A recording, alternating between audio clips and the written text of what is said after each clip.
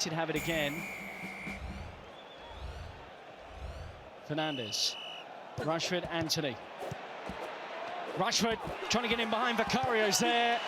And it is a combination of he and Romero. Him. Shaw trying to get up with Garnacho. Bruno Fernandes, Rabona, Rashford. Would have been an extraordinary Manchester United goal. Marcus Rashford.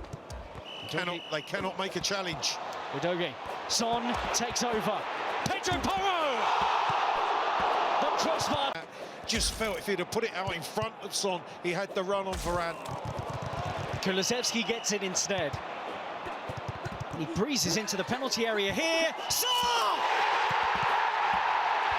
Matt Saar with his biggest moment yet for Tottenham Hotspur. It is a goal against Manchester United, and it is the lead. But you can't underestimate the work from Kulusevski, taking it all the way to the byline. That gave players the opportunity to run and join him. Fernandes, Anthony, great chance here for United. He's hit the post. Romero allowed to breeze forward. Richarlison. Romero keeps going.